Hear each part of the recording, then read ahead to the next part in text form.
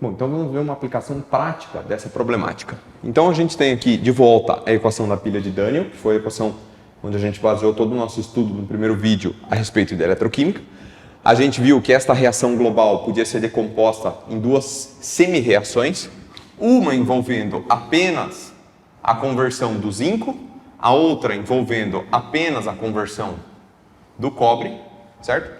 E cada uma delas acontecia dentro de um eletrodo. Então o zinco estava se oxidando, o cobre ele estava se reduzindo, portanto a gente podia chegar pelos potenciais de cada uma delas no potencial padrão 1,10. Que situação que esse potencial padrão será satisfeito? No caso da concentração do cobre ser 1 mol por litro e da concentração do zinco aqui também ser 1 mol por litro. Então vamos fazer um pouco diferente agora. Nós vamos supor que a concentração do cobre aqui, né? Concentração do cobre é 0,6 mol por litro e a concentração do zinco é 0,03 mol por litro. Quer dizer, como que essas concentrações aqui vão afetar o valor do potencial que originalmente era um potencial padrão de 1,10. Então a gente para isso lança a mão da equação de inércia, ou seja, o ΔE, ele é o ΔE padrão menos 0,05916 sobre qual que é o valor do número de elétrons que vai fluir. Bom, aqui está saindo 2 elétrons, né, do zinco indo na direção do cobre. Então o número de elétrons que a gente vai substituir aqui é 2 vezes, uma vez que nós usamos o 5916, base é log, qual que é o quociente de reação aqui? O quociente de reação é produtos por reagentes. Esse aqui é 1, esse aqui é 1 também, porque eles são sólidos puros. Então esse daqui e esse daqui entram no quociente. Produto dividido por reagente, ou seja, concentração do zinco dividido por concentração do cobre. A concentração do zinco é 0,030, dividido pela concentração do cobre, 0,60. Como eu falei, nós podemos simplificar isso para a base 10 de maneira bastante simples, ou seja, facilita os cálculos, né, para o pessoal que trabalhava naquela época sem calculadora. E aqui nós teríamos o valor do potencial padrão 1,10 volt menos, que é esse menos aqui, o resultado de toda essa conta aqui em volta vai dar aproximadamente 0,04 negativo. Né? Por que dá negativo? Porque eu estou tendo um ln aqui de um número que é menor do que 1. Só que esse negativo com esse negativo aqui, esses dois, eles vão dar um valor positivo.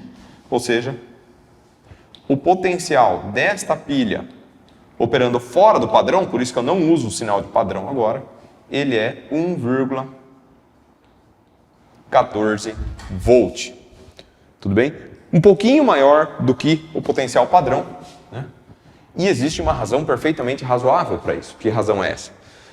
Na mesma tendência de fluxo de elétrons que existe causado pelos potenciais elétricos dos dois eletrodos, existe também uma tendência natural das duas reações equipararem as suas concentrações. Ou seja, eu tenho duas soluções com concentrações diferentes e a tendência natural, quando eu misturo essas duas soluções, é uma tentar diluir a outra.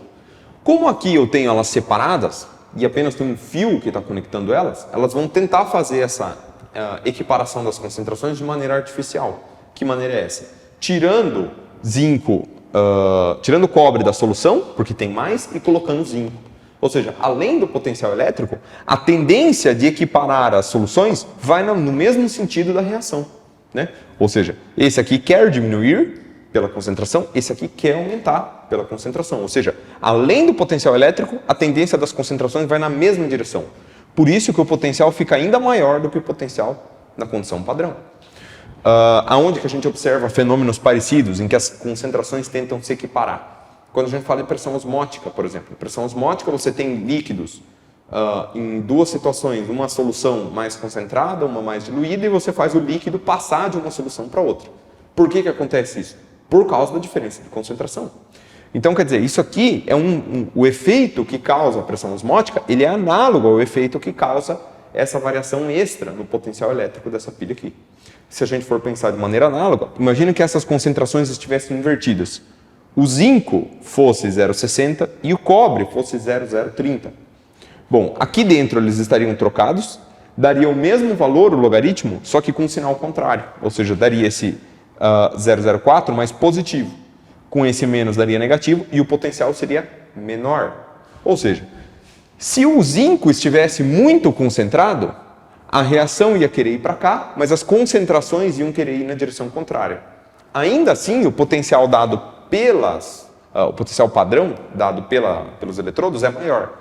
Então ele vai na direção do sentido direto da reação, porém com a ressalva de que ele vai com uma tendência menor, ele vai com uma força eletromotriz menor dos reagentes em direção aos produtos.